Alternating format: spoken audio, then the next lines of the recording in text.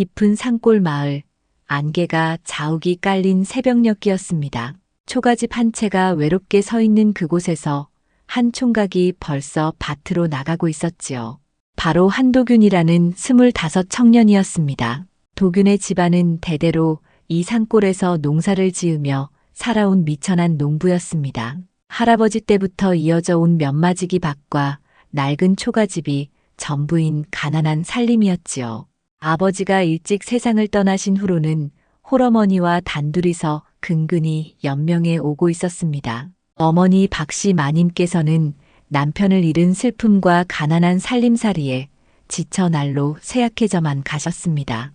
이른 새벽부터 호미를 들고 밭으로 향하는 도균의 걸음걸이에는 묵직한 책임감이 배어 있었습니다. 올해도 작년처럼 흉년이 들어보리 농사마저 시원치 않았지만 손바닥에 물집이 잡혀도 밭고랑을 파며 씨앗을 심었습니다. 어머니, 아침상을 차려드렸습니다. 해가 중천에 떠오를 무렵 밭일을 마치고 돌아온 도균이 방문 앞에서 조심스레 불러드렸습니다.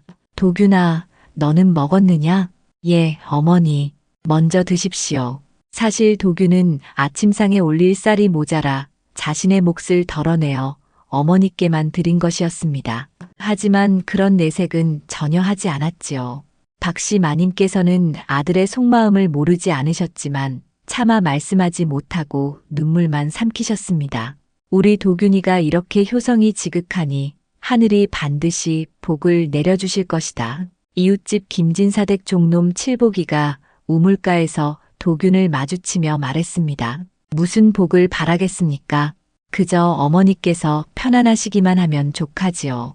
도균은 겸손하게 고개를 숙이며 대답했습니다. 오직 어머니의 병환이 나으시고 하루라도 더 건강하게 지내셨으면 하는 간절함 뿐이었지요. 마을 사람들은 모두 도균의 효심을 칭찬했습니다. 농번기에는 품삯을 받아 어머니 약값에 보태고 한겨울에도 산에 올라가 땔감을 해다가 팔아서 쌀을 사왔습니다. 하지만 올해는 유난히 힘든 해였습니다. 봄부터 가뭄이 들어 모내기도 제대로 하지 못했고 여름에는 큰 물이 져서 겨우 심어놓은 벼마저 떠내려갔습니다. 가을 수확을 앞두고는 우박까지 내려 남은 곡식마저 망쳐버렸지요. 이제 어찌해야 할까? 도균은 빈 곳간을 바라보며 한숨을 내쉬었습니다. 어머니께서는 하루 종일 기침을 하시고 몸도 많이 부으셨습니다. 의원을 불러야 하는데 돈이 없어 망설이고만 있었지요. 그날 저녁 어머니께서 도균을 불러 앉히고 말씀하셨습니다. 도균아, 어미가 자꾸 짐만 되는구나.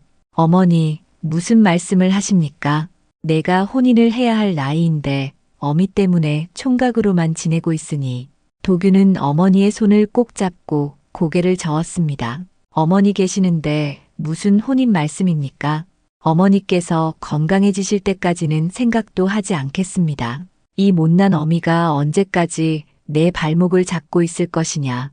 박씨 마님의 눈에서 눈물이 주르륵 흘러내렸습니다. 도균은 어머니의 눈물을 손수건으로 닦아드리며 말씀드렸습니다. 어머니, 제가 어머니를 모시고 사는 것이 가장 큰 행복입니다. 그날 밤 도균은 잠을 이루지 못하고 마당에 나와 하늘을 바라보았습니다. 별빛이 유난히 밝은 밤이었지요. 마음속으로는 간절히 빌고 있었습니다. 하늘이시여, 어머니만은 제발 건강하게 해주십시오. 저야 어떻게 되어도 좋으니 어머니께서 편안하시게 해주십시오. 이렇듯 도균은 효성 하나만으로 하루하루를 버텨나가고 있었습니다. 비록 가난하고 힘들었지만 그의 마음만큼은 누구보다 따뜻하고 순수했지요. 마을 사람들은 모두 입을 모아 말했습니다. 저런 효자가 어디 있겠나. 하늘이 반드시 큰 복을 내려주실 게야. 과연 하늘이 도균의 효심을 보고 계셨을까요? 곧 도균의 삶에는 놀라운 변화가 일어나게 될 것이었습니다. 그로부터 며칠 후 도균은 어머니를 위한 약재를 구하러 장터로 향했습니다. 산길을 따라 내려가던 중 마을 우물가에서 한 여인을 마주치게 되었지요. 그 여인은 물동이를 이고 있었는데 비록 소박한 치마 저고리를 입고 있었지만 어딘지 모르게 품격이 있어 보였습니다. 여인의 이름은 이연아였습니다. 한때 이 고장에서 이름난 양반가의 딸이었지만 지금은 몰락하여 초라한 신세가 되어버렸지요.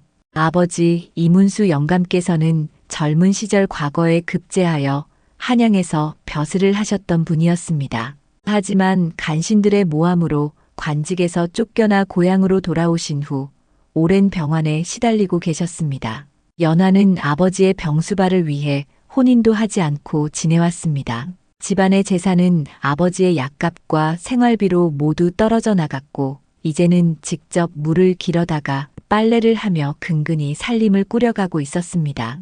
한때 비단 옷을 입고 금비녀를 꽂았던 양반댁 교수였지만 이제는 거친 삼배옷에 나무비녀를 꽂고 살아야 했지요. 그날도 연하는 아버지께 드릴 약을 다리기 위해 맑은 물을 기르러 우물가에 나왔습니다. 물동이를 우물 위에 올려놓고 두레박으로 물을 퍼올리는데 갑자기 두레박 줄이 끊어져 버렸습니다. 연하는 당황하며 우물 속을 들여다보았지만 어찌할 도리가 없었습니다. 바로 그때 도균이 지나가다가 연하의 곤란한 모습을 보게 되었습니다. 도균은 주저하지 않고 다가가서 정중히 인사를 올렸습니다. 아가씨, 무슨 일이십니까? 두레박 줄이 끊어져서 아버지 약을 다릴 물이 필요한데 연하의 목소리에는 애타는 마음이 배어 있었습니다. 도균은 곧바로 자신이 가지고 있던 세 줄을 꺼내어 두레박에 메어 주었습니다. 이것을 쓰십시오.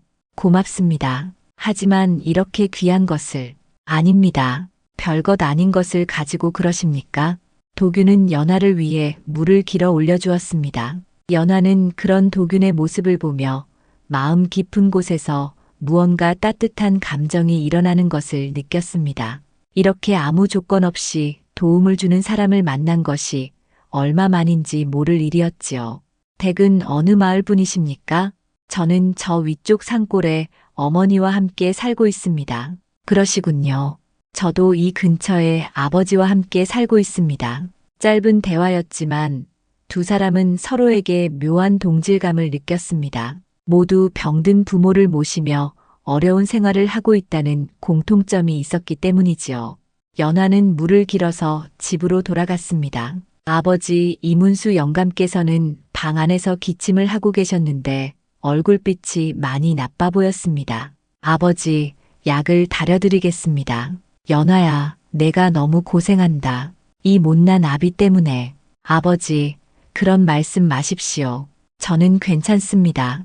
연하는 아버지께 정성껏 약을 다려드렸습니다. 하지만 약재값이 부족하여 제대로 된 약을 구하기가 어려웠습니다. 한약방 주인은 외상을 주려 하지 않았고 연하로서는 어찌할 방도가 없었지요.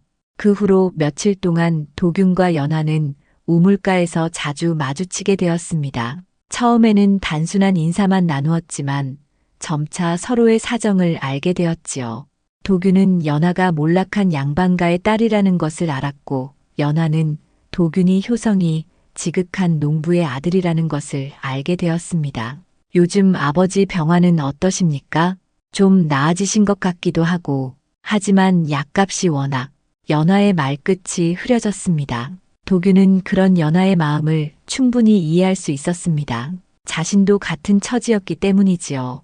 제 어머니도 몸이 많이 편찮으십니다. 서로 어려운 처지이니 힘을 합쳐보면 어떨까요? 무슨 말씀이십니까? 제가 산에서 약초를 캐는 일을 하는데 아가씨도 함께 하시면 두 분 부모님께 조금이나마 도움이 될 것 같습니다. 연하는 잠시 망설였습니다. 양반집 딸이 직접 산에 들어가 약초를 캐는 일이 과연 옳은 일인지 고민되었기 때문이지요. 하지만 아버지의 병환을 생각하니 체면을 차릴 여유가 없었습니다. 그렇게 하겠습니다. 그럼 내일 새벽 우물가에서 만나겠습니다. 이렇게 두 사람은 서로의 아픔을 이해하며 가까워지기 시작했습니다. 가난과 불행이라는 공통된 시련 속에서 서로를 의지하게 된 것이지요. 연하는 집으로 돌아가며 오랜만에 마음 한편이 따뜻해지는 것을 느꼈습니다. 이 험난한 세상에서 자신을 이해해주는 사람을 만났다는 기쁨이었습니다. 도균 역시 연하를 만나면서 새로운 희망을 품게 되었습니다. 혼자서는 감당하기 어려웠던 삶의 무게를 함께 나눌 수 있는 사람이 생겼다는 안도감이었지요. 두 사람은 모르고 있었지만 이것이 그들 인생에 큰 변화를 가져올 만남의 시작이었습니다. 다음 날 새벽 도균과 연하는 약속한 대로 우물가에서 만났습니다. 연하는 광주리를 들고 나왔는데 비록 낡았지만 정성스럽게 손질한 흔적이 보였습니다. 두 사람은 말없이 산길로 향했지요. 깊은 산속으로 들어갈수록 안개가 자욱했습니다. 도균은 연하가 넘어지지 않도록 조심스럽게 길을 안내했습니다. 평소에 혼자 다니던 산길이었지만 연하와 함께하니 어딘지 모르게 마음이 든든했지요. 이쪽으로 오십시오. 좋은 약초가 많이 자라는 곳이 있습니다. 도균이 앞서 걸으며 말했습니다. 연하는 조심스럽게 뒤를 따랐지요. 양반집 딸로 자란 연하에게는 이런 깊은 산속이 낯설었지만 아버지를 위해서라면 어떤 일이든 할 각오였습니다. 두 사람은 오전 내내 산삼, 당귀, 청궁 같은 약초들을 캐었습니다. 연하는 처음에는 서툴렀지만 도균의 가르침을 받으며 점차 요령을 터득해갔지요. 손에 흙이 묻고 옷이 더러워졌지만 연하의 마음은 오히려 가벼웠습니다. 이 정도면 오늘은 충분할 것 같습니다. 해가 중천에 떠올랐을 때 도균이 말했습니다. 두 사람의 광주리에는 제법 많은 약초가 담겨 있었지요. 정말 고맙습니다. 저 혼자였다면 이렇게 많이 구할 수 없었을 것입니다. 연하가 진심으로 감사를 표했습니다. 도균은 겸손하게 고개를 저었지요. 그런데 집으로 돌아가던 중 도균의 어머니 병세가 갑자기 악화되었다는 소식을 들었습니다. 마을 아낙네가 급히 달려와서 알려준 것이었지요. 도균아, 어서 집으로 가거라. 내 어머니가 많이 위독하시다. 도균은 얼굴이 창백해졌습니다. 연하도 놀라며 도균을 바라보았지요. 어서 가십시오.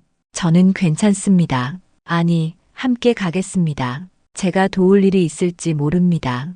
연하의 말에 도균은 감사한 마음이 들었습니다. 두 사람은 서둘러 도균의 집으로 향했지요. 도균의 집에 도착하니 어머니께서 의식을 잃고 계셨습니다. 숨소리마저 가늘어져서 언제 숨을 거두실지 모를 상황이었지요. 마을의 전밭이 할머니가 와서 고개를 저으며 말했습니다. 이제는 하늘의 뜻을 기다릴 수밖에 없겠구나. 도균은 무릎을 꿇고 어머니의 손을 잡으며 흐느꼈습니다. 연하도 옆에서 함께 눈물을 흘렸지요. 그날 밤 도균은 어머니 곁을 지키며 밤을 새웠습니다. 연하도 곁을 떠나지 않고 함께 있어 주었지요. 새벽이 되어서야 박씨 마님의 숨소리가 조금 안정되었습니다. 어머니를 위해 더 좋은 약을 구해야겠습니다. 도균이 결심에 찬 목소리로 말했습니다. 연하가 걱정스럽게 물었지요. 어디서 구하실 생각이십니까? 더 깊은 산속에 들어가 보겠습니다. 분명 좋은 약초가 있을 것입니다. 그 다음 날 도균은 혼자서 평소보다 훨씬 깊은 산속으로 들어갔습니다. 험한 바위길을 오르고 또 올라 사람의 발길이 닿지 않는 곳까지 갔지요. 해가 저물어 어둠이 내려앉을 무렵 도균은 이상한 빛을 발견했습니다. 달빛 아래에서 은은하게 빛나는 풀 한 포기가 있었던 것입니다. 그 약초는 도균이 지금까지 본 어떤 것과도 달랐습니다. 잎사귀는 비치처럼 푸르렀고 뿌리에서는 은은한 향기가 풍겨나왔지요. 마치 선계의 식물인 것처럼 신비로운 기운이 감돌았습니다. 이런 약초는 처음 봅니다. 도균은 조심스럽게 그 약초를 캐냈습니다. 손에 닿는 순간 온몸에 따뜻한 기운이 퍼져나가는 것을 느꼈지요. 분명 범상치 않은 약초임에 틀림없었습니다. 도균은 그 약초를 소중히 품에 안고 산을 내려왔습니다. 마을에는 은거한 의원 오태수 노인이 살고 계셨는데 젊은 시절 어이까지 지냈던 분이라 약초에 대해서는 그 지역에서 가장 해박한 분이었지요. 이른 새벽 도균은 오태수 노인을 찾아갔습니다. 노인장, 이 약초 좀 보아주십시오. 오태수 노인은 도균이 가져온 약초를 보자마자 눈을 크게 뜨며 놀랐습니다. 이것이 어디서 난 것이냐? 깊은 산속에서 우연히 발견했습니다. 이것은 천년에 한 번 날까 말까 하는 선초로구나. 오태수 노인의 목소리에는 경이로움이 가득했습니다. 어떤 약초입니까? 이 약초는 하늘이 내린 신약이다. 어떤 병이든 고치지 못할 것이 없다고 전해진다. 하지만 아무나 구할 수 있는 것이 아니지. 오직 마음이 순수하고 효성이 지극한 자에게만 하늘이 허락하신다는 전설이 있느니라. 도균은 가슴이 두근거렸습니다. 정말로 하늘이 자신의 효성을 보시고 이런 귀한 약초를 허락해 주신 것일까요? 이 약초로 제 어머니의 병을 고칠 수 있을까요? 물론이다. 하지만 이 약초는 너무나 귀하니 신중하게 사용해야 한다. 잘못 쓰면 독이 될 수도 있느니라. 오태수 노인은 도균에게 약초를 우리는 방법을 자세히 알려주었습니다. 도균은 모든 말씀을 마음에 새기며 들었지요. 집으로 돌아온 도균은 곧바로 그 신비한 약초를 정성스럽게 다려서 어머니께 드렸습니다. 박씨 마님께서는 약을 드신 지 얼마 되지 않아 안색이 좋아지기 시작했습니다. 며칠 후에는 일어나 앉을 수 있을 정도로 회복되셨지요. 이 소문은 곧 마을 전체로 퍼져나갔습니다. 사람들은 도균의 효성과 신비한 약초 이야기에 감탄했지요. 신비한 약초의 효험은 상상을 초월했습니다. 박씨 마님께서는 하루가 다르게 건강을 되찾아 가셨지요. 오랫동안 알아 누워 계시던 분이 이제는 마당에 나와 앉아서 햇볕을 쬐실 수 있을 정도가 되었습니다. 도균아, 어미가 이렇게 나은 것이 꿈만 같구나. 박씨 마님께서 아들을 바라보며 눈물을 흘리셨습니다. 어머니, 이제 아프지 마십시오. 마을 사람들은 도균의 집 앞에 모여들어 신기한 듯 바라보았습니다. 죽을 뻔했던 박씨 마님이 이렇게 빨리 회복되는 것을 보고 모두들 놀라워했지요. 그런데 연하가 급히 달려왔습니다. 얼굴에 걱정이 가득했지요. 도균 나으리, 큰일 났습니다. 무슨 일이십니까? 저희 아버지께서 갑자기 쓰러지셨습니다. 숨을 제대로 쉬지 못하고 계십니다. 도균은 망설이지 않고 남은 약초를 가져왔습니다.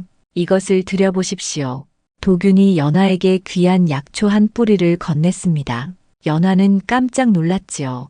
이렇게 귀한 것을, 생명 앞에서 귀하고 천한 것이 어디 있겠습니까?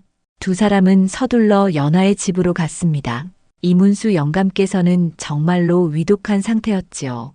입술이 파랗게 질려 있고 호흡도 매우 약했습니다. 연하는 떨리는 손으로 약초를 다렸습니다. 도균이 곁에서 도와주며 오태수 노인께 들은 방법 그대로 정성스럽게 우려냈지요. 아버지, 약을 드셔보십시오. 이문수 영감께서는 의식이 흐릿하셨지만 연하가 떠들이는 약을 조금씩 넘기셨습니다. 도균과 연하는 밤새도록 영감의 곁을 지켰지요. 새벽녘이 되자 놀라운 일이 일어났습니다. 이문수 영감의 안색이 조금씩 좋아지기 시작한 것이었습니다. 물을 좀. 영감께서 약한 목소리로 말씀하셨습니다. 연하는 기쁨에 겨워 눈물을 흘리며 물을 떠다 드렸지요. 연하야, 내가 꿈을 꾸고 있는 것이냐? 이문수 영감께서는 오랜만에 또렷한 정신으로 딸을 바라보셨습니다. 도균 총각이 귀한 약을 가져다 주셨습니다.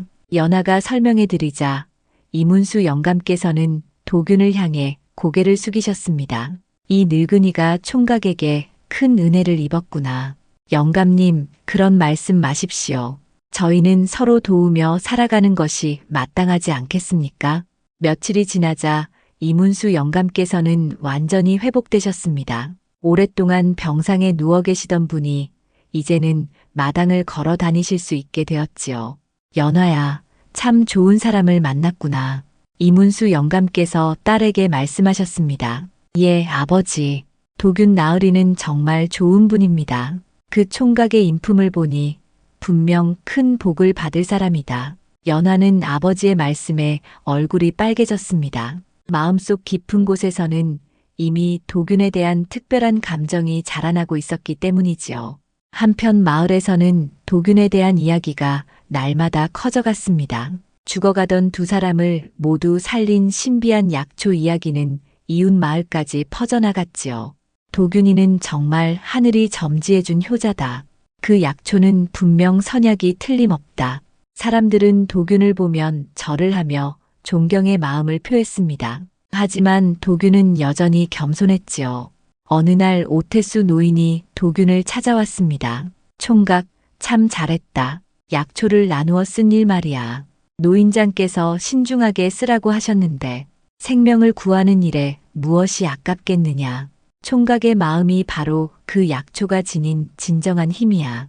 오태수 노인의 말에 도균은 깊이 깨달았습니다. 약초의 힘은 단순히 약효에만 있는 것이 아니라 그것을 나누는 사람의 마음에 있다는 것을 말입니다. 하지만 조심해야 할 일이 있다. 오태수 노인의 표정이 갑자기 심각해졌습니다. 무엇을 조심해야 합니까?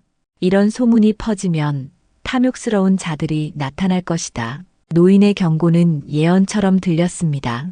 과연 멀지 않은 곳에서 탐욕스러운 눈들이 도균을 주시하고 있었지요. 하지만 도균은 두려워하지 않았습니다.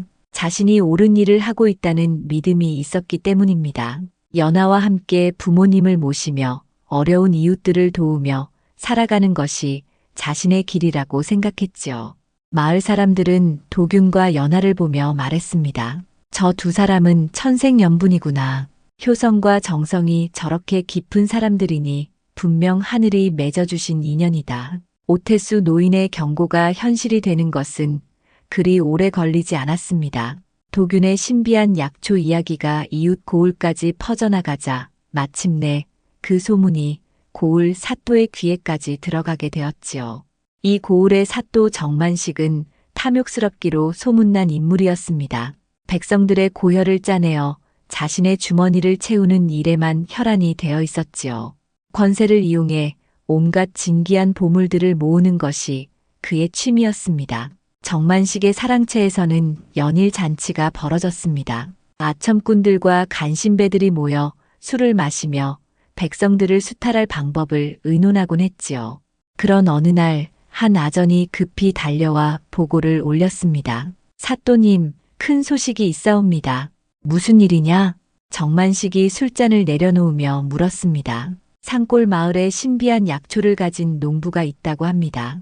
그 약초 하나면 어떤 병이라도 낫는다고 하옵니다. 정만식의 눈이 번쩍 빛났습니다. 그는 평소 몸이 허약하여 온갖 약재를 구해다 먹고 있었는데 그런 신묘한 약초가 있다는 소식에 귀가 솔깃했지요. 정말이냐? 어떤 놈이 그런 것을 가지고 있다는 것이냐? 한도균이라는 농부입니다. 죽어가던 어머니와 이웃집 영감을 모두 살려냈다고 하옵니다. 정만식은 즉시 명령을 내렸습니다. 당장 그놈을 불러오너라. 그 약초를 모두 가져와야겠다. 아전은 고개를 끄덕이며 물러나갔습니다. 정만식은 벌써부터 그 약초를 손에 넣을 생각에 흥분했지요. 며칠 후 포졸들이 도균의 집을 찾아왔습니다. 무거운 발걸음 소리와 함께 마당 안으로 들어서는 그들의 모습에 마을 사람들이 모여들었지요. 한도균이 누구냐? 포졸장이 큰 소리로 외쳤습니다. 도균은 밭에서 일하다가 급히 달려왔습니다. 제가 한도균입니다. 사또님께서 부르신다. 어서 따라오너라. 포졸들의 엄한 목소리에 마을 사람들은 웅성거렸습니다. 박씨 마님께서는 걱정스러운 얼굴로 아들을 바라보셨지요. 도균아, 조심해야 한다. 어머니의 당부 말씀에 도균은 고개를 끄덕였습니다. 연하도 멀리서 걱정스럽게 지켜보고 있었지요. 관아에 도착한 도균은 정만식 앞에 무릎을 꿇고 절을 올렸습니다. 정만식은 거만한 표정으로 도균을 내려다보았지요. 내가 그 신비한 약초를 가진 놈이냐? 예, 사또님. 좋다. 그 약초를 모두 관가로 바치거라. 도균은 깜짝 놀랐습니다. 자신이 무슨 죄를 지었길래 약초를 빼앗으려 하는지 이해할 수 없었지요. 사또님, 그 약초는 병든 백성들을 위해 써야 하는 것입니다. 감히 관의 명령에 거역하느냐? 정만식의 목소리가 날카로워졌습니다. 도균은 굽히지 않고 대답했지요. 백성의 생명보다 소중한 것이 어디 있겠습니까? 이 약초는 하늘이 백성들을 살리라고 주신 것입니다. 이 무례한 놈이. 정만식은 화가 나서 자리에서 벌떡 일어났습니다. 그러나 도균은 꿋꿋하게 자신의 신념을 굽히지 않았습니다. 사또님, 소인이 무슨 죄를 지었습니까? 부모를 효성으로 모시고 이웃을 도우며 사는 것이 죄입니까? 너 같은 미천한 농부가 그런 귀한 약초를 가질 자격이 어디 있느냐? 당장 내놓지 않으면 곤장을 맞을 줄 알아라. 하지만 도균은 끝까지 거부했습니다. 아무리 위협해도 약초를 내주려 하지 않았지요. 정만식은 결국 다른 방법을 쓰기로 했습니다. 좋다. 내가 그렇게 나온다면 어쩔 수 없다. 정만식은 교활한 미소를 지으며 아전을 불렀습니다. 저놈의 집안을 조사해 보아라. 세금을 제대로 냈는지 다른 죄가 없는지 말이다. 알겠사옵니다, 사또님. 도균은 감옥에 갇혔습니다. 정만식은 억지로라도 죄명을 만들어서 도균을 압박하려 했지요. 한편으로는 부하들을 시켜 도균의 집을 뒤져 약초를 찾게 했습니다. 소식을 들은 마을 사람들은 크게 분노했습니다. 선량한 도균이 아무 죄 없이 잡혀간 것에 대해 억울해했지요. 도균이가 무슨 죄를 지었다고 사또가 약초를 탐내서 그런 게 아니냐. 백성들의 원성이 날로 커져갔습니다.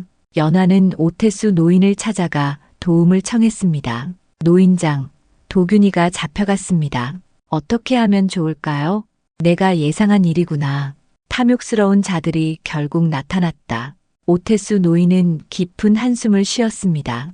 그 사또의 탐욕을 막을 방법이 있을까요? 지금은 때를 기다려야 한다. 진실은 언젠가 밝혀지는 법이니까. 한편 정만식의 부하들은 도균의 집을 샅샅이 뒤졌지만 약초를 찾을 수 없었습니다. 도균이 미리 안전한 곳에 숨겨놓았기 때문이지요. 사또님, 아무리 찾아도 약초가 보이지 않습니다. 그럼 더 심하게 고문해서라도 숨긴 곳을 불게 하라. 정만식의 탐욕은 날로 심해져만 갔습니다. 하지만 도균은 아무리 고문을 당해도 약초의 숨긴 곳을 말하지 않았지요. 백성을 위한 약초를 개인의 탐욕을 위해 쓸 수는 없습니다. 도균의 의지는 굽히지 않았습니다. 오히려 고난 속에서도 자신의 신념을 더욱 굳건히 지켜나갔지요. 정만식은 계속해서 온갖 방법으로 도균을 압박했지만 뜻을 이루지 못했습니다. 그러면서 백성들의 원성은 점점 더 커져가고 있었지요. 마을 사람들은 도균의 석방을 위해 힘을 모으기 시작했습니다. 과연 선량한 도균이 이 시련을 이겨낼 수 있을까요? 그리고 탐욕의 눈이 먼 정만식에게는 어떤 결말이 기다리고 있을까요? 도균이 관아의 옥사에 갇힌 지 벌써 열흘이 지났습니다. 정만식은 온갖 방법을 동원해 도균을 굴복시키려 했지만 도균의 의지는 꺾이지 않았지요. 오히려 고난이 깊어질수록 더욱 굳건해져만 갔습니다. 어느 날 밤 정만식은 직접 옥사로 내려가 도균을 만났습니다. 횃불빛에 비친 그의 얼굴에는 험악한 기색이 역력했지요. 한도균, 아직도 정신을 차리지 못하겠느냐? 사또님, 소인은 잘못한 것이 없습니다. 도균은 비록 몸은 야위었지만 눈빛만큼은 여전히 맑고 의연했습니다. 내 어머니가 걱정하며 밤마다 우시는 것을 알고 있느냐? 내가 고집을 피우는 동안 늙으신 어머니가 얼마나 애타하고 계시는지. 정만식의 말에 도균의 마음이 흔들렸습니다. 하지만 곧 정신을 차렸지요. 어머니께서 제가 옳지 못한 길을 가기를 바라실 리 없습니다. 이 고집센 놈아. 정만식은 화가 나서 발을 구르며 나가버렸습니다. 한편 마을에서는 연하가 백성들을 찾아다니며 도균을 구할 방법을 모색하고 있었습니다. 비록 몰락한 양반가의 딸이었지만 연하는 마을 사람들에게 존경받는 인물이었지요. 마을 어른들께 부탁드립니다. 도균이를 구해주십시오. 연하가 마을 이장 김첨지 댁에서 애원했습니다. 연하 낭자, 저희도 도균이를 구하고 싶소. 하지만 사또의 권세가 워낙 무서워. 그렇다면 상급 관청에 호소하는 것은 어떨까요? 연하의 제안에 마을 사람들이 고개를 끄덕였습니다. 김첨지가 말했지요. 그것도 좋은 생각이요. 하지만 누가 그 먼 길을 갈 것이며 또 누가 글을 써줄 것이오? 제가 가겠습니다. 그리고 글은 제가 쓰겠습니다. 연하의 결연한 모습에 마을 사람들은 감동했습니다. 양반집 교수가 백성을 위해 이렇게까지 나서는 것을 보고 모두들 고마워했지요. 연하 낭자, 위험한 길인데 도균이가 저희를 위해 목숨까지 걸고 있는데 제가 이 정도 위험을 무서워해서야 되겠습니까? 이튿날 새벽 연하는 상소문을 품에 품고 길을 떠났습니다. 마을 사람들은 모두 나와서 그녀를 배웅했지요. 박씨 마님께서도 나오셔서 연하의 손을 잡고 말씀하셨습니다. 연하야, 고맙다. 우리 도균이를 구해다오. 마님, 걱정 마십시오. 반드시 도균이를 데려오겠습니다. 연하가 떠난 사이 정만식은 더욱 악랄한 방법을 동원했습니다. 도균의 집에 부하들을 보내 집안을 모조리 뒤엎게 했지요. 심지어는 박씨 마님께까지 위해를 가하려 했습니다. 늙은 것, 내 아들이 어디에 약초를 숨겼는지 말하지 않으면 너부터 곤장을 맞을 줄 알아라. 하지만 박씨 마님께서는 조금도 굽히지 않으셨습니다. 우리 도균이가 옳은 일을 하고 있는데 제가 왜 말릴 이유가 있겠습니까? 마을 사람들은 이런 모습을 보고 더욱 분개했습니다. 김첨지를 비롯한 마을 어른들이 모여서 대책을 의논했지요. 이제는 더 이상 참을 수 없다. 우리가 나서서 도균이를 구해야 한다. 한편 연하는 며칠을 걸어 가명에 도착했습니다. 관찰사에게 상소문을 올리기 위해 가명 문 앞에서 기다렸지요. 하지만 하급 관리들은 연하를 쉽게 들여보내주지 않았습니다. 규수가 무슨 일로 관청에 나타났느냐? 백성의 억울함을 호소하러 왔습니다. 그런 일은 해당 고을 사또에게 해결해 달라고 하거라. 그 사또가 바로 억울함을 만들고 있습니다. 연하는 며칠을 굶으며 가명 문 앞에서 기다렸습니다. 마침내 관찰사의 신복인 서기관이 연하의 사정을 듣고 상소문을 받아주었지요. 이 상소문을 관찰사께 올려드리겠소. 하지만 너무 큰 기대는 하지 마시오. 감사합니다. 진실이 밝혀지기만 하면 됩니다. 그 무렵 도균의 소문은 더욱 멀리 퍼져나갔습니다. 이웃 고을의 백성들까지 도균의 이야기를 듣고 분개했지요. 선량한 백성이 탐관오리에게 핍박받는 일은 어느 곳에서나 볼 수 있는 일이었기 때문입니다. 오태수 노인은 혼자 깊은 생각에 잠겨 있었습니다. 젊은 시절 어이로 궁중에서 일했던 경험으로 미루어 보건대 이런 일이 상부에 알려지면 반드시 조사가 들어올 것이라고 생각했지요. 도균이의 고난도 이제 끝이 보이는구나. 노인은 혼자 중얼거리며 하늘을 올려다보았습니다. 정만식은 갈수록 초조해졌습니다. 백성들의 원성이 높아지고 연하가 상급 관청에 호소했다는 소식까지 들려왔기 때문이지요. 이 일이 상부에 알려지면 큰일이다. 정만식은 급히 도균을 불러내어 마지막으로 회유해 보려 했습니다. 한도균, 내가 마지막으로 기회를 주겠다. 약초만 내놓으면 너를 당장 풀어주고 큰 상까지 내리겠다. 하지만 도균의 대답은 여전했습니다. 사또님, 제 뜻은 변하지 않습니다. 백성을 위한 약초를 개인의 욕심을 위해 쓸 수는 없습니다. 이 고집불통의 놈아. 정만식의 분노는 하늘을 찔렀지만 도균은 끝까지 자신의 신념을 지켰습니다. 과연 연하의 상소가 받아들여질까요? 그리고 도균의 시련은 언제 끝날까요? 연하의 상소문이 올려진 지 며칠 후 가명에서 급히 파견된 암행어사가 은밀히 고을에 도착했습니다. 관찰사는 연하의 간절한 호소와 여러 증언을 듣고 이 일이 심상치 않음을 깨달았던 것이지요. 암행어사 박정유는 평민 행상으로 변장하고 마을 곳곳을 돌아다니며 정만식의 행태를 조사하기 시작했습니다. 백성들은 처음에는 경계했지만 점차 마음을 열고 그동안의 억울한 사연들을 털어놓았지요. 사또가 얼마나 탐욕스러운 줄 아십니까? 백성들 것은 모조리 빼앗고 자신만 살찌우려고 합니다. 선량한 도균이를 죄도 없이 가두고 그 늙으신 어머니까지 괴롭히고 있습니다. 박정유는 이런 증언들을 꼼꼼히 기록해 두었습니다. 한편 정만식은 도균이 여전히 굴복하지 않자 더욱 다급해졌습니다. 그는 마침내 악독한 계략을 꾸몄지요. 도균이 숨긴 약초를 자신이 직접 찾아 나서기로 한 것입니다. 그놈이 약초를 산 어딘가에 숨겨놓았을 것이다. 산을 샅샅이 뒤져서라도 찾아내어라. 정만식은 수많은 부하들을 이끌고 도균이 약초를 발견했던 그 깊은 산으로 향했습니다. 욕심에 눈이 먼 그는 직접 나서면 반드시 약초를 찾을 수 있으리라 생각했지요. 산속 깊숙한 곳에서 정만식은 드디어 도균이 숨겨놓은 약초를 발견했습니다. 달빛 아래에서 은은하게 빛나는 그 신비한 모습에 그는 환호성을 질렀지요. 드디어 찾았다. 이제 이 몸이 불로장생할 수 있겠구나. 정만식은 탐욕스럽게 약초를 모두 캐내어 자루에 담았습니다.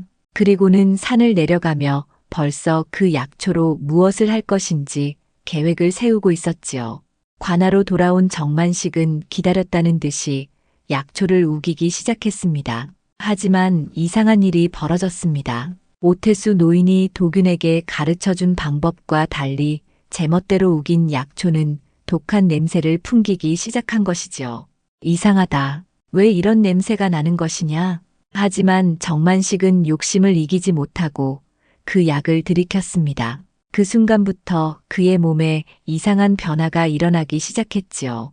먼저 배가 심하게 아프더니 온몸에 두드러기가 돋아났습니다. 그리고는 열이 펄펄 끓으며 정신을 잃고 쓰러지고 말았지요.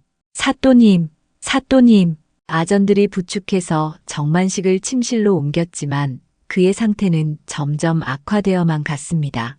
급히 불러온 의원도 고개를 저었지요. 이상합니다. 독을 먹은 것 같기도 하고 정확한 원인을 알 수가 없습니다. 바로 그때 오태수 노인이 관아로 들어왔습니다. 소문을 듣고 찾아온 것이지요. 내가 보겠소. 오태수 노인은 정만식의 맥을 짚어보더니 고개를 끄덕였습니다. 이 사람은 선초를 잘못 우려 마신 것이오. 선초요?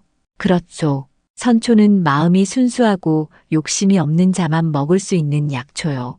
탐욕스러운 자가 먹으면 독이 되는 법이지. 노인의 말을 들은 아전들은 크게 놀랐습니다. 암행어사 박정윤도 이 광경을 지켜보고 있었지요. 그럼 사또님을 살릴 방법은 없습니까? 있소. 하지만 그러려면 조건이 있소. 무엇입니까? 한도균을 당장 풀어주고 그동안의 잘못을 뉘우치는 것이오. 그리고 진심으로 백성들에게 사죄해야 하오. 이 말을 들은 박정윤은 더 이상 숨을 이유가 없다고 판단했습니다. 그는 마패를 꺼내들며 정체를 드러냈지요. 내가 암행어사 박정윤이다. 관아 안이 순식간에 술렁거렸습니다. 아전들은 모두 무릎을 꿇고 절을 올렸지요. 암행어사님, 저희는 모르고 한 일입니다. 그동안 이 고을에서 일어난 모든 일을 조사했다. 정만식의 탐악과 횡포, 그리고 무고한 백성 한도균을 핍박한 일까지 말이다. 박정윤은 엄숙한 목소리로 말했습니다. 즉시 한도균을 석방하라. 예, 암행어사님. 아전들은 급히 달려가 도균을 옥사에서 풀어주었습니다. 도균은 비록 몸은 야위었지만 여전히 의연한 모습이었지요. 한도균, 내가 당한 억울함을 모두 알고 있다. 정만식의 죄는 반드시 엄중히 다스릴 것이다. 감사합니다, 어사또님. 하지만 저는 복수보다는 정의가 바로 서기를 바랄 뿐입니다. 도균의 너그러운 마음에 박정윤은 감동했습니다. 그대의 마음가짐이야말로 진정한 선비의 풍모로구나. 그때 연하가 급히 달려왔습니다. 가명에서 돌아온 지 얼마 안 되어 도균이 풀려났다는 소식을 들은 것이지요. 도균이, 연하양 걱정을 끼쳐드려 죄송합니다. 두 사람의 재회에 마을 사람들도 모두 기뻐했습니다. 정만식은 결국 중병에 걸려 누워있게 되었고 그의 모든 죄상이 조정에 보고되었습니다. 탐악과 직권 남용, 그리고 무고한 백성 핍박 등의 죄로 파직되어 멀고 험한 곳으로 귀양을 가게 되었지요. 오태수 노인은 정만식에게 해동약을 지어주었습니다. 비록 악한 사람이었지만 생명은 소중한 것이라고 여겼기 때문이지요. 이제야 정의가 바로 서는구나. 마을 사람들은 모두 기뻐하며 도균의 귀환을 축하했습니다. 선이 악을 이기고 진실이 거짓을 물리친 순간이었지요. 정만식이 귀양을 떠난 후 고을에는 새로운 사또가 부임했습니다. 새 사또 이덕수는 청렴하고 어진 성품으로 소문난 인물이었지요. 그는 부임하자마자 도균을 관아로 불러들였습니다.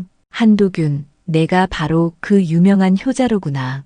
과찬의 말씀이십니다, 사또님. 아니다. 내 이야기는 벌써 조정까지 알려졌느니라. 임금께서도 내 효성과 의로움을 크게 치하하고 계시다. 이덕수는 품에서 교서 한 통을 꺼내 보였습니다. 임금께서 내린 교서다. 내게 효자 정렬을 내리시고 특별히 벼슬까지 제수하신다. 도균은 깜짝 놀라며 절을 올렸습니다. 소인같이 미천한 자에게 어찌 이런 큰 은혜를. 내 마음씨야말로 진정한 선비의 풍문이라. 하지만 벼슬을 받고 싶지 않다면 억지로 하라 하지는 않겠다. 도균은 잠시 생각에 잠겼습니다. 그리고는 정중히 대답했지요. 사또님, 저는 어머니를 모시며 이웃과 더불어 살아가는 것이 더 좋겠습니다. 역시 그럴 줄 알았다. 그럼 이렇게 하자. 벼슬은 사양하되 조정에서 내린 쌀과 비단은 받아들여라. 이덕수의 배려로 도균은 마을로 돌아갔습니다. 조정에서 하사받은 쌀과 비단으로 생활이 넉넉해진 도균은 그 모든 것을 마을 사람들과 나누었지요. 도균아, 내가 혼자 받은 상인데 이웃 어른들, 저 혼자만의 힘으로 이런 일이 있을 수 있었겠습니까? 모두 함께 나누어야 마땅합니다. 마을 사람들은 도균의 너그러운 마음에 다시 한번 감동했습니다. 한편 연화의 아버지 이문수 영감께서는 도균을 사위로 맡고 싶어 하셨습니다. 딸의 마음도 도균의 인품도 너무나 만족스러웠기 때문이지요. 연화야, 그 총각과 혼례를 올려라. 아버지, 연화는 얼굴이 빨개지며 고개를 숙였습니다. 도균 총각처럼 착하고 의로운 사람이 어디 있겠느냐? 더구나 너를 이렇게 아껴주는 사람을 어디서 찾겠느냐? 이문수 영감께서는 직접 도균의 집을 찾아가 혼담을 꺼냈습니다. 한 총각, 우리 연하와 인연을 맺어보면 어떻겠소? 도균은 박씨 마님께 의견을 여쭈었습니다. 어머니, 어떻게 생각하십니까? 도균아, 연하는 참 좋은 아이다. 내가 어려울 때 목숨을 걸고 도와준 은혜를 잊을 수 있겠느냐? 그럼 혼례를 올려도 되겠습니까? 그래라. 어미도 며느리가 있으면 좋겠구나. 이렇게 두 집안의 혼담이 성사되었습니다. 마을 사람들은 모두 기뻐하며 혼례를 도와주었지요. 혼례 준비가 한창일 때 오태수 노인이 도균을 찾아왔습니다. 총각, 이제 신비한 약초가 더 필요하지 않겠소? 무슨 말씀이십니까? 그 산에 가보시오. 분명 새로운 약초들이 자라나 있을 것이오. 오태수 노인의 말대로 도균이 산에 올라가 보니 정말로 전에 없던 귀한 약초들이 곳곳에 자라나 있었습니다. 마치 하늘이 도균의 선행에 감동하여 더 많은 복을 내려주신 것 같았지요. 이 모든 것이 꿈만 같습니다. 도균은 감격하며 약초들을 정성스럽게 캐어 마을로 내려왔습니다. 드디어 혼례 날이 왔습니다. 온 마을 사람들이 모여서 축하해 주었지요. 비록 화려하지는 않았지만 진심 어린 축복으로 가득한 혼례였습니다. 새신랑 새신부 백년해로 하시오. 효자 효부가 되어 훌륭한 가정을 이루시오. 마을 사람들의 축복 속에서 도균과 연하는 부부의 연을 맺었습니다.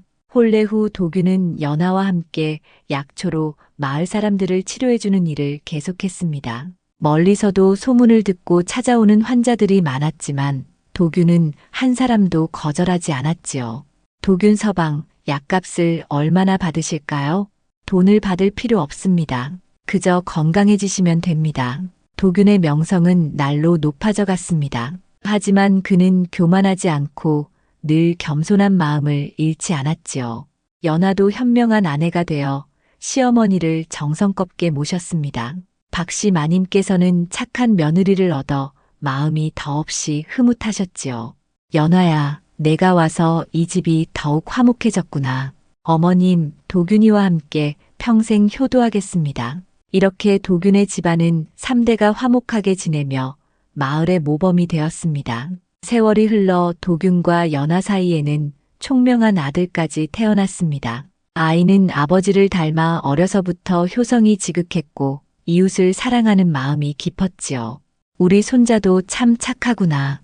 박씨 마님께서는 손자를 품에 안고 흐뭇해하셨습니다. 마을 사람들은 도균 가족을 보며 입을 모아 말했습니다. 저렇게 선하게 살면 하늘이 복을 내려주시는구나. 효성과 의로움으로 살아가는 사람에게는 반드시 좋은 일이 생긴다. 우리도 도균이를 본받아 살아야겠다. 이후로도 도균은 평생 동안 효성과 정직으로 살아갔습니다. 어려운 이웃이 있으면 언제든 도와주고 병든 사람이 있으면 약초로 치료해 주었지요.